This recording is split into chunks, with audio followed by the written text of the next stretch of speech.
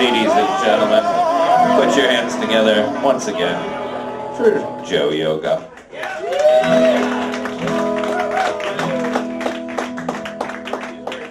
Thanks, everybody. Yeah.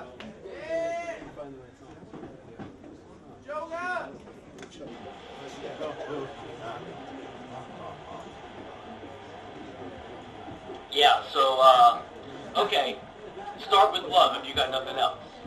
But what if you're in the middle and you need it, but it's already spent? You know, people say love conquers all, but to be honest, I've always kind of found love to be fairly vain and submissive. Its power comes from its patience, you know, like a glacier, which given enough time will crush everything in its path. But people are not patient. And with a vanity that rivals even love's, well, what then?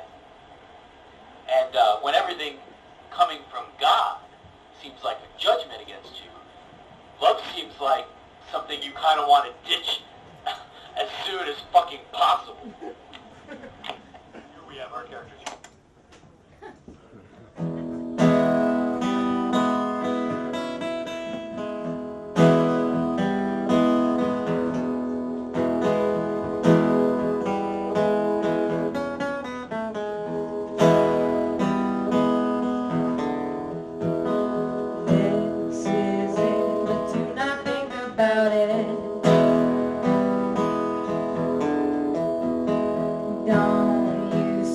When I am talking to you,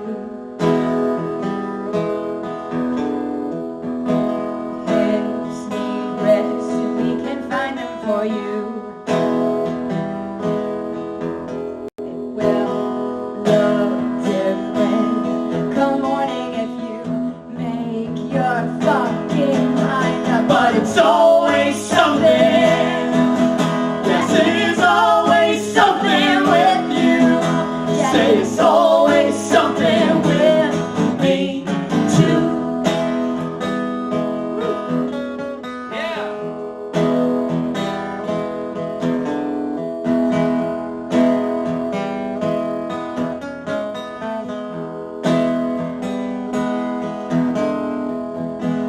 I will leave if you insist upon it. Go home pissed and just forget about it. Your hips need rest, yeah, I can be that for you. If I thought that it would make a difference, but we both know by now that it is always something. Yeah, it is always something with you. We say it's always something with me too. And I know that it is mine. If I got nothing else, I've got time. But there is always something must not be.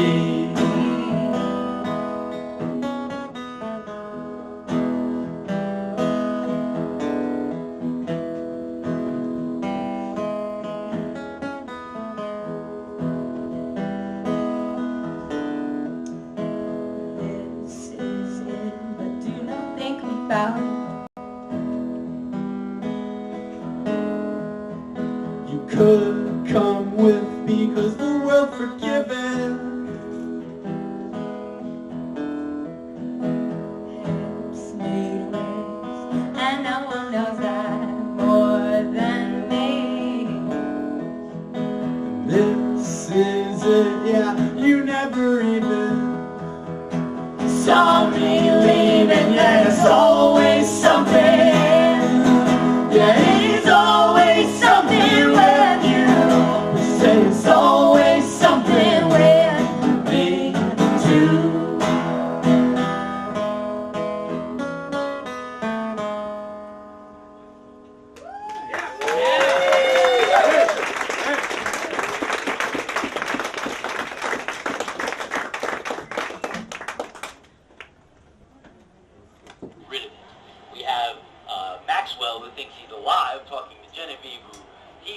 sees as alive, but who's in his timeline dead.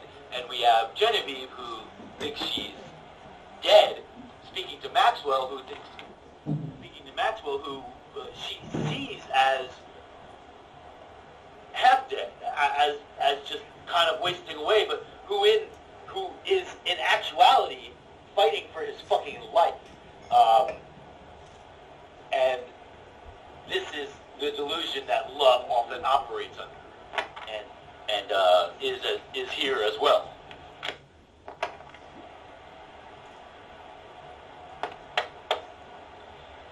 One of the things that kept going through my mind during this crisis of faith, as I was explaining earlier, was this idea of God as not some kind of omniscient, omnipresent, or maybe being omni-everything, but the results of that being somewhat different than we would expect.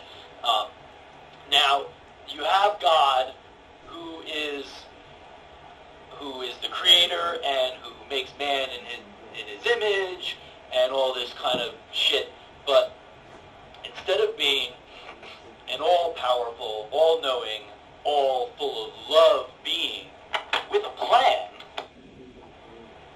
well, let's reverse engineer God from taking man. Now, man being a kind of duplicitous, fucked up, weak entity, what does that say about the God in whose image man is made? What if God is a creator, sure, but what if God is like a fuck-up? What if God is a loser? What if God is an artist? What if God is like any of us? Creators, artists, but, fucked up, cruel, mean, deceptive, angry, petty. Now, this is the kind of God I was being judged by, and this is the kind of God I believed in. This is the kind of God who I could not get away from. Now, his judgment I could not get away from. So we are evil. So while we maybe shouldn't strive to do evil, as it is very destructive, maybe we should embrace it for what it is. I am a beast, and I won't be stopped.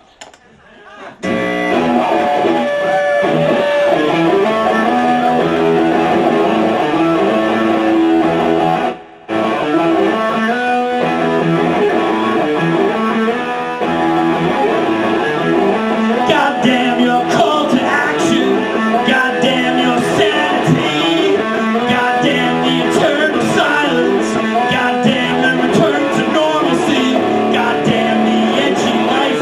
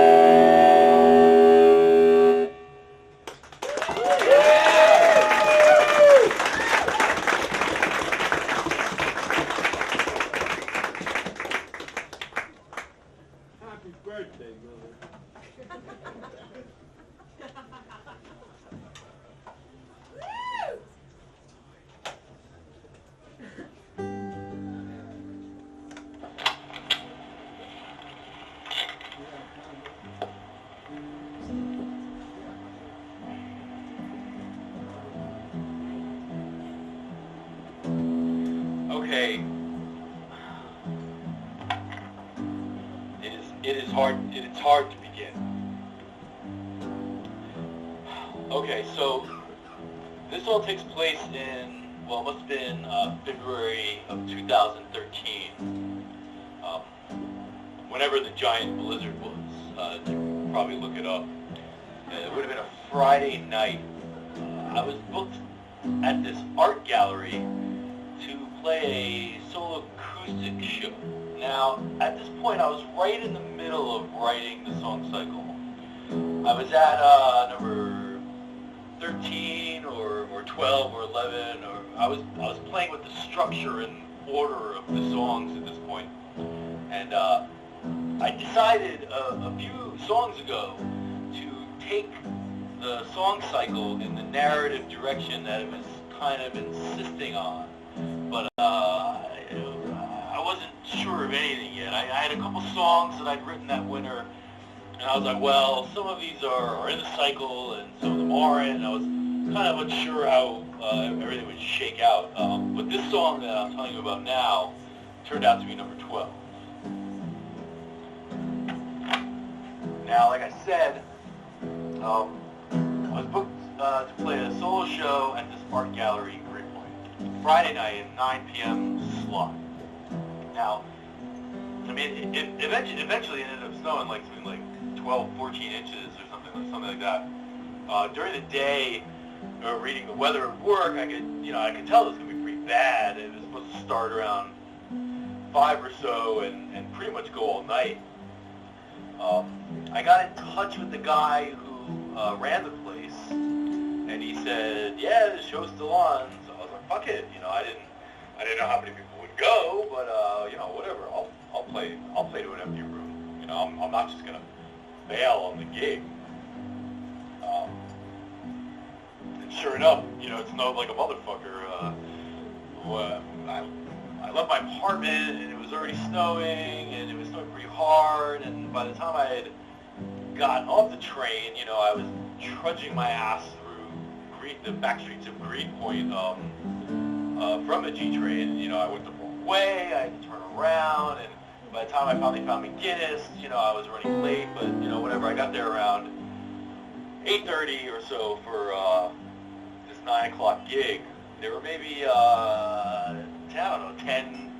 10, 15 people there, but this is like a huge 2-level art space, and there were bands booked upstairs, and the solo acts are going to be in the smaller, but still pretty big space downstairs. So I get there, and the guy said, well, the 8 and 10 p.m. solo acts didn't show, so you can pretty much play however long you want. I was like, okay. And, he said, have all the beer you want, and just play however long you want to play. So I said, fine. So I started playing, and it was going okay. There were maybe 3, 4, 5 people there at any given time. Sometimes 1 or 2, sometimes more. With people were cycling in and out, but it was cool. There was all this art on the wall, and I liked playing there. And there was this big window by the stage, and it was snowing the whole time. It was pretty serene and awesome. You could look out, and the snow was just coming down like crazy. A friend of mine who actually lives in the area came by and hung out for, I don't know, maybe a half hour or so. But as the night went on, the people who came early left because of the snow, and no new audience were coming to replace them, and my buddy, God bless him, had to leave, and everything kind of felt like it was winding down, but things were getting all muffled and quiet as this snow tends to do. Now eventually the bouncer guy who was standing by the door, he went upstairs. So here I am, I'm about an hour into my set, and now the room is just completely empty. This huge open space, filled every inch, literally, if you've ever been there, you know what I'm talking about. Literally every inch of the wall filled with art. I'm just playing a couple of my songs in this empty room, and kind of just, letting myself, I remember I was like, I'm enjoying this moment, you know, and it's something, because there's always so much to think about on stage, and I was like, it's something I get to do so rarely, is be in the present moment and really enjoying playing music. So at some point during this, I started playing this kind of G, E minor, D thing that was going to be either song 12 or 13. Now, in the narrative at this point, Maxwell's been kind of fooled by this time-space break and is resentful for what he feels as being punished by God for by being trapped forever with this kind of contextless nostalgia haunting him. And you know, the next song was going to be the Maxwell's realization that I am in the shit. You know, these timelines have split. Half my consciousness is in Cleveland with its thumb up its ass, and you know, I have to not ignore this anymore. I didn't have like the whole picture of it yet, but regardless, that's neither here nor there. So I was playing this like G minor thing and improvising some melodies and some lyrics, but you know, it basically came down to this. Now, when I had the picture of what it was going to be, that kind of wakes Maxwell up out of this whole fog, I related it back to something that happened in my life, where, well, it was this event that happened to me on the corner of 93rd Street and Broadway. I must have been about 24 or so. There was this confrontation I had with this person, and as a result, myself. It was one of those moments I'll remember for the rest of my life. It was one of those things where you kind of felt yourself changed, and you know you're changed forever, just on the account of what occurred and you know what you realized about yourself, and it was so intense. And you know, I can see right now. I can see it even today, and you know, so formative. It was such like a landmark realization, and like a signpost, watershed, whatever. You know, kind of drawing a line between my early 20s, where I was kind of just fucking around, and the line between that and coming into adulthood, my acceptance of adulthood. But this confrontation, you know, as formative as it was something I never really dealt with, in the sense that I had never really shared it with anyone. I had never really talked about it, and you know, it was just kind of this thing that kind of, this impression that it kind of came into my mind every once in a while, but I never really thought about what it meant. But you know, when I was thinking about the thing that jars Maxwell into this state of awakeness, it was so similar to my feeling and the way I was processing this thing, this kind of the eureka moment. It was like a eureka moment, and they were similar, you know, in degree, if not kind, of understanding this process, accepting and kind of feeling yourself mold right there, you know, instantaneous. So I started telling this story about 93rd Street to this empty room. And I was playing these chords and just kind of talking over it. This story I had never really told anyone or dealt with in any way.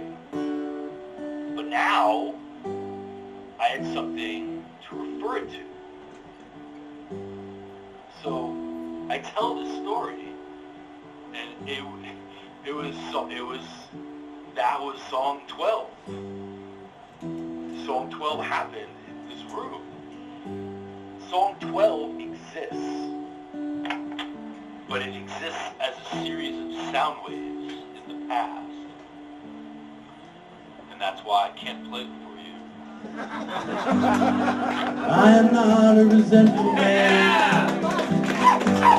No, I am not a resentful man. No, I am not a resentful man. But I did it anyway.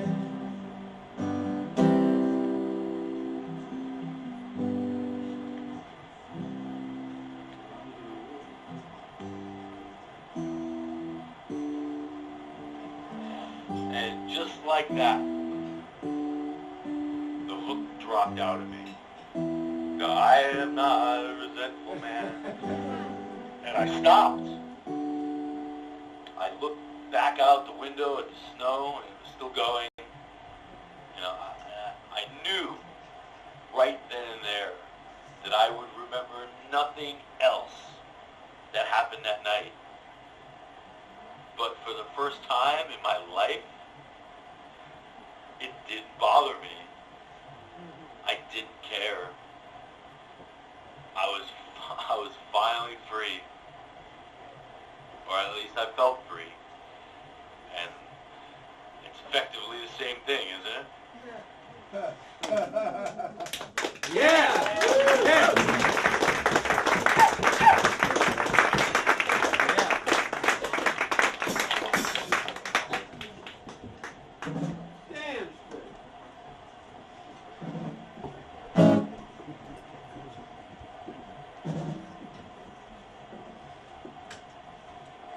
Of course, when we wake up out of a blackout, it's kind of terrifying, and especially if you know you kind of fucked up and you've got a lot to repair, and you don't know what you did, and this process of kind of everything falling into place and all these memories kind of falling into form the narrative is a terrifying process for someone who had up till then felt like up till then you felt like you were in the service of some kind of evil fucked upness, and that has been driving everything, and now you are not so sure about that, but you still have to deal with the consequence. You know, I'm not saying anything that anyone in this room doesn't understand, but you know, waking up is in itself a process, and the first part of it, confusing and terrifying, and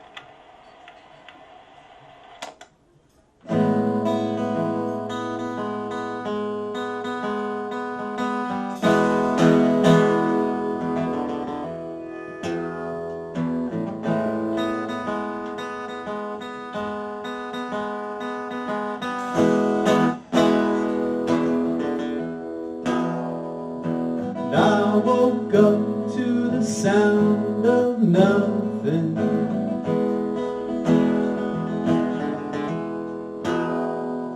And I'd forgotten what that sounded like.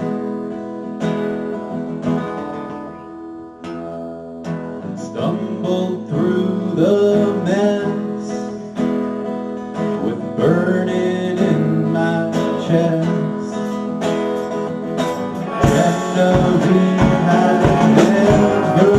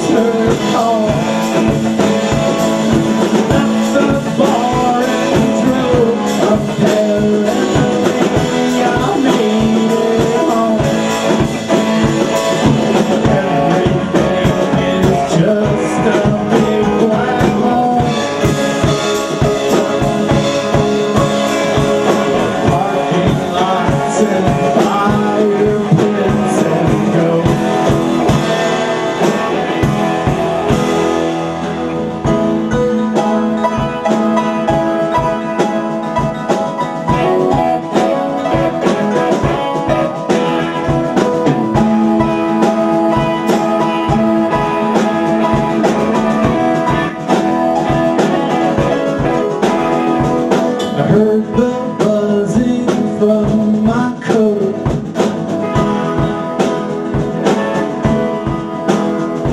I checked the text on my phone.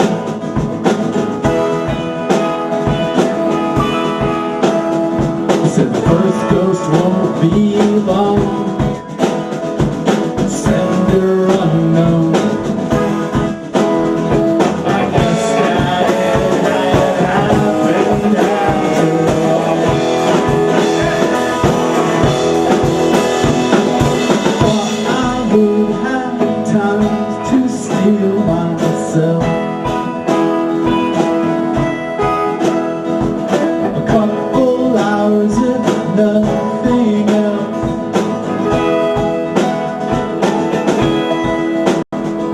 Well, ain't that some shit? Come on, let's get on with it. We both know you're here, so show yourself. What happened here last night, I want to know. What happened here last night, isn't that what you're here to show? Everything is just a big black hole. Parking lots and fire pits and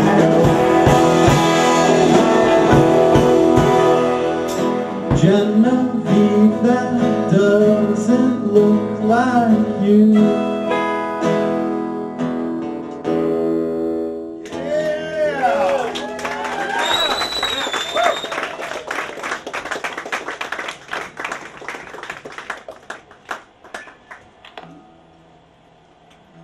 So, Maxwell, who at this point was convinced that the ghost that was going to encounter him would be the ghost of Genevieve, whose death he felt responsible for, was instead visited by the ghost of this antagonist, John Spencer,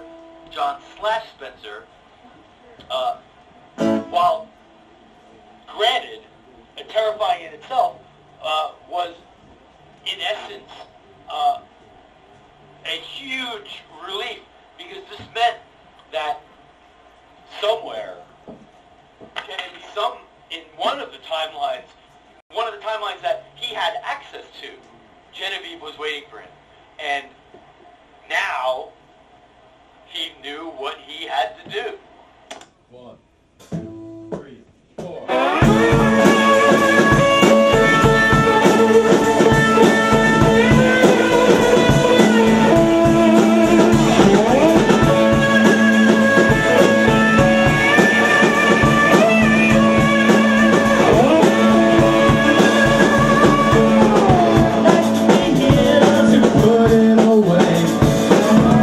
Nice to be here to set the record straight.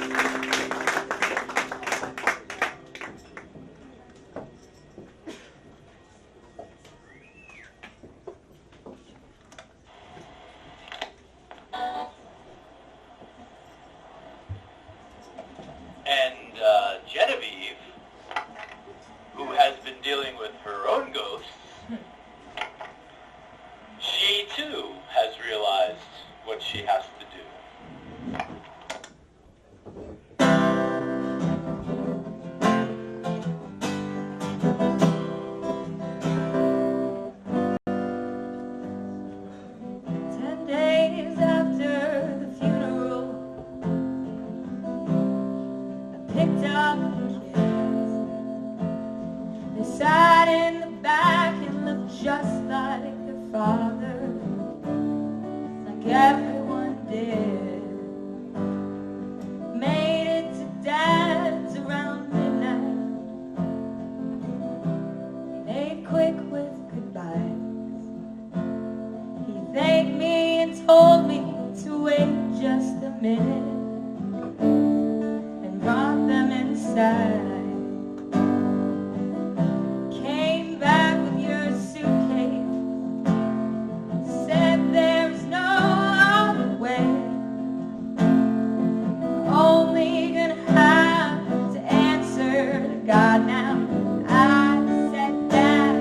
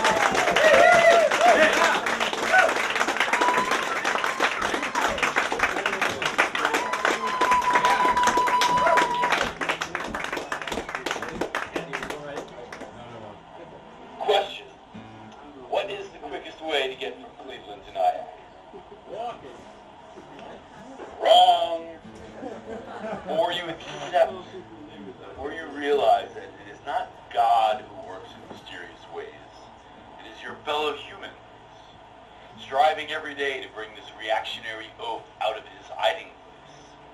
God works in rather predictable, reactionary ways, and once you realize that there are enough people, God bless them, out there, poking God with sticks, so to speak, you find that you barely have to do anything.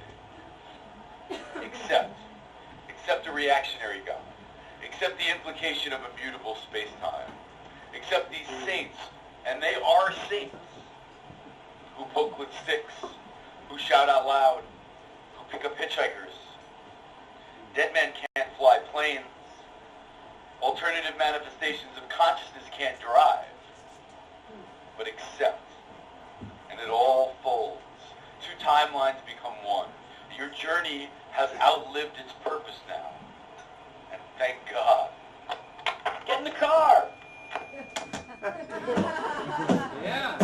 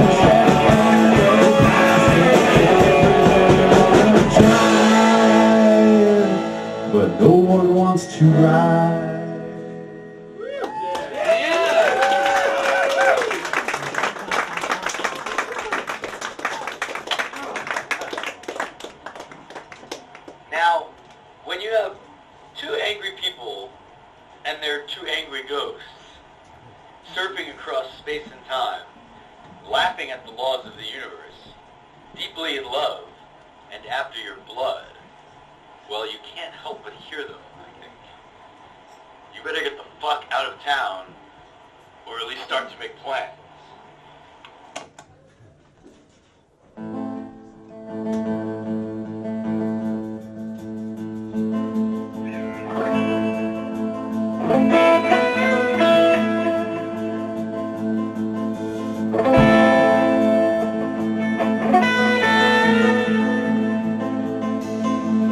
Up in the hills at dusk, wishing at a newly dancing love. Yeah, it goes by the name of yet to come. So come, so come. Yeah, I just want a normal life for once. Eyes on the nest, well it ain't no fun. Yeah, I can hear the sirens calling. I don't wanna be there when they come. Whatever did this will wake up. It will be back to settle up, and it will fill the streets with blood. I don't wanna be here when it does.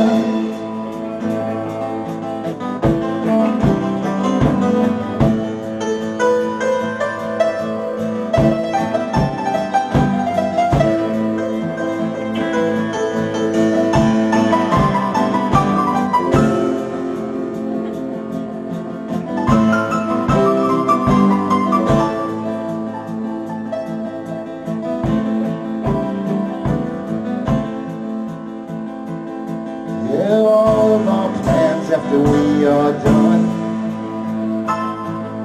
I'm living in Brooklyn with my son. All of this proof gone if we broke up. So listen, so just another Ashley breath, my love. Just another minute till the car warms up. All of this ends like we discussed. Yeah, I don't wanna be here when it does. Whatever did this will wake up. It will be back to settle up, and it will fill the sky with dust. I don't wanna be here when it does.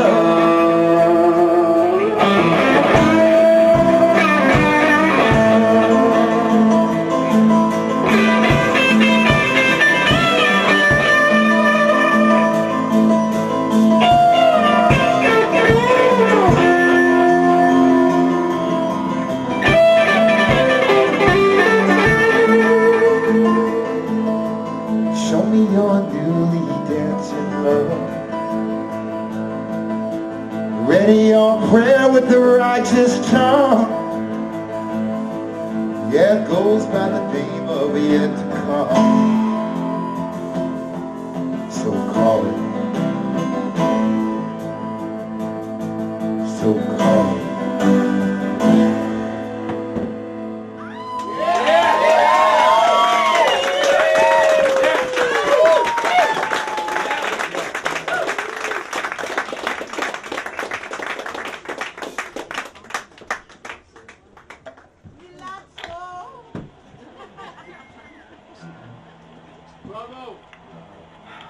From the very beginning, I wanted to end this cycle with a trilogy.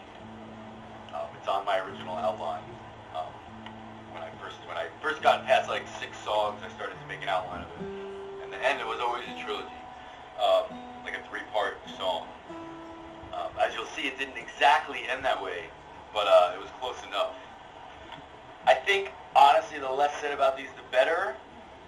I'm just kind of let these characters play it out and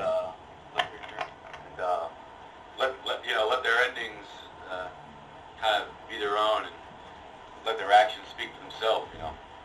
I think they've earned it.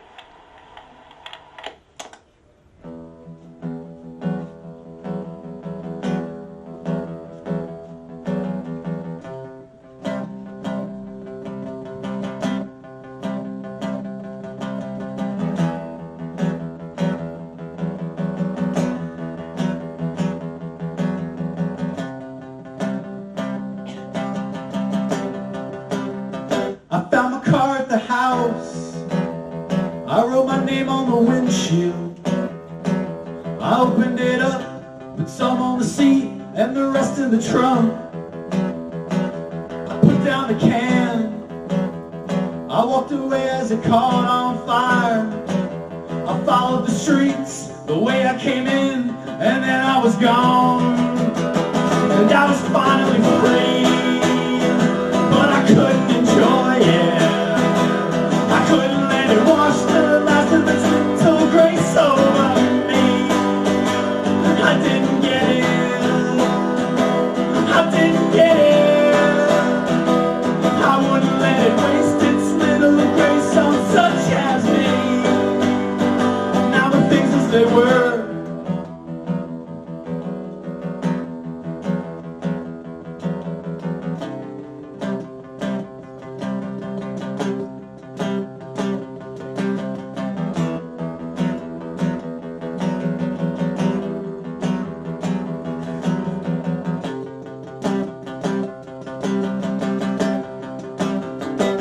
I walked into town.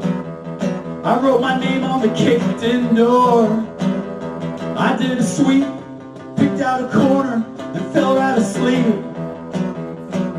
To dream of the stitching, to dream of a patient so you can absorb and I can transcend and we can go home.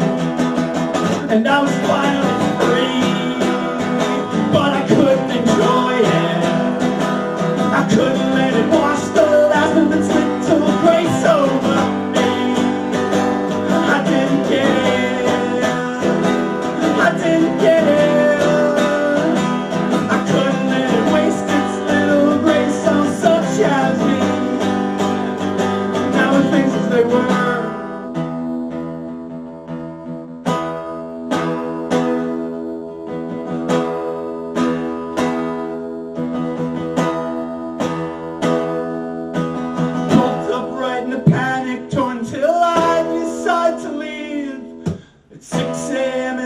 As it will ever be. Follow all the markings that describe the ghost to me and find it exactly where they said it would be. Nothing from the hunt is left as far as I can see. I realize what it's looking for, and it ain't me, and it ain't me, no, it ain't me. I'm done. I'm done. I'm done. I'm done. I'm torn. I lie. I wait for it to pass.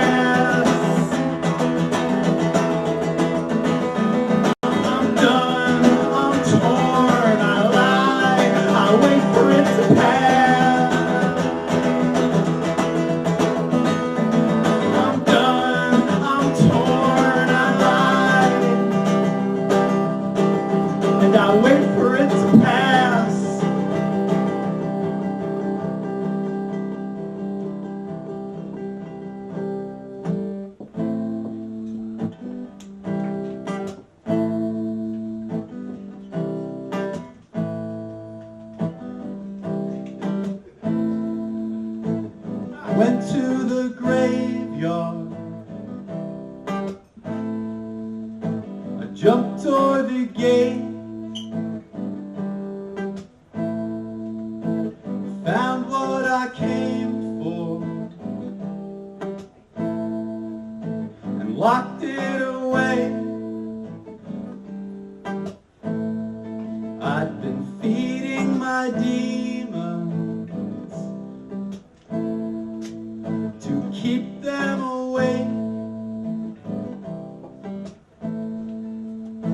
A purpose and empire,